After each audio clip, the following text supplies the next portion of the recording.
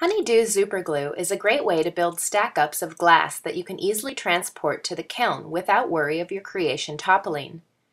Gather your materials: various fusible dichroic on black and clear glass, a 2" by 2" square of black or other color glass for the base, a 2" by 2" piece of clear glass, and HoneyDoo Zuper Glue.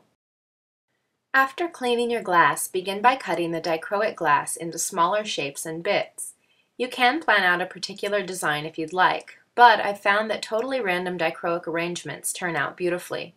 I also like to use smaller pieces of dichro as opposed to filling large areas with the same pattern. HoneyDoo Zuper Glue cures quickly and burns off clean in the kiln, making it ideal for using with fused glass projects that are made up of several small pieces. For your first layer of dichroic, dab a bit of Zuper Glue under each piece of glass before laying it on the base piece of glass. As you construct, you want to try and keep the whole stack fairly level. This will prevent the clear cap from sliding off of the stack when it's in the kiln at elevated temperatures. For the second layer of glass, dab a bit of Zuper Glue in the spots where the pieces will overlap.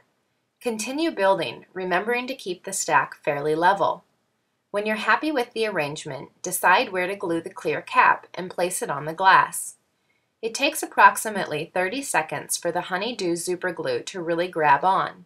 It will fully cure in 2 to 3 hours. You don't need to wait for it to cure before you put it in the kiln though.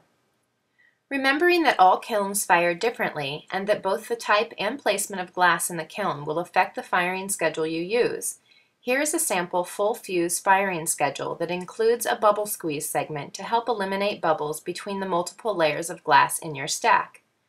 It's a good idea to keep a journal of your firing schedules for reference so you can change them as needed. Your dichroic tile is now ready to be cut up into smaller pieces that you can make into pendants, earrings, magnets, and more. Begin by cutting the tile in halves or thirds. Each subsequent cut should be in halves as well. It's hard to remove small portions of glass from the edges of the tile, and it becomes harder to separate the glass as the pieces become smaller. For small and exact cuts, you'll need a wet tile saw with a diamond blade for cutting glass. When you've got your pieces cut to size, you'll fire them in the kiln again to soften and fire polish the edges. If you want a very defined edge, fire the bits to a lower temperature like 1400 degrees Fahrenheit.